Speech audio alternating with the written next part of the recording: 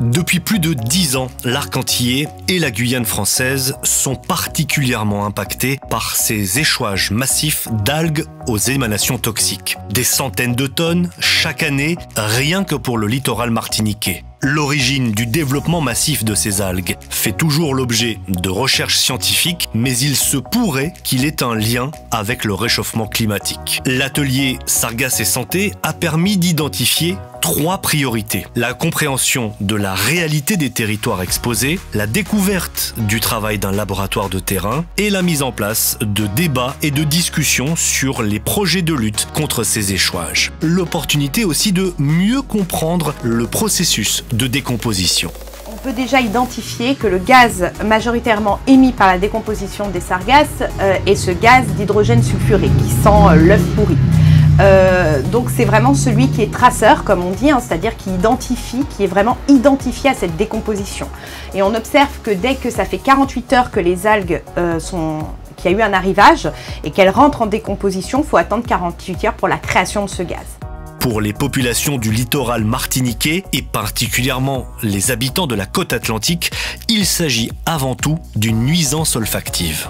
Ce gaz, déjà, il a une nuisance olfactive qui est très importante puisque le nez est le meilleur, on va dire, détecteur de ce gaz puisqu'il sent à de très faibles concentrations dans l'air. Donc on sait qu'on peut atteindre des niveaux assez importants quand même, hein, quand on a pu voir sur plusieurs jours de dépassement du seuil de gestion de 5 ppm, hein, on voit qu'on est quand même sur des niveaux assez importants.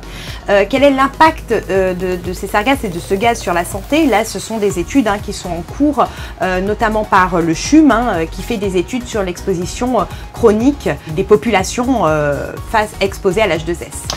La problématique est globale à l'échelle du bassin caribéen. Il faut désormais l'aborder de manière collective. On voit que c'est un phénomène qui touche toute la Caraïbe, hein, même les pays tels que le Mexique, etc. Et du coup, il faut justement créer cette coopération pour pouvoir travailler ensemble, pour pouvoir échanger sur comment valoriser, comment traiter et comment se prémunir de ce phénomène.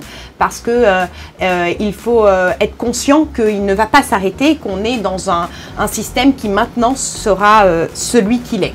Un enjeu essentiel pour l'avenir et pour les populations, le phénomène est désormais devenu cyclique. Il faut maintenant se rendre compte que ce phénomène est là et qu'il sera là et qu'il faut pouvoir agir, il faut pouvoir trouver des solutions et agir pour limiter son impact.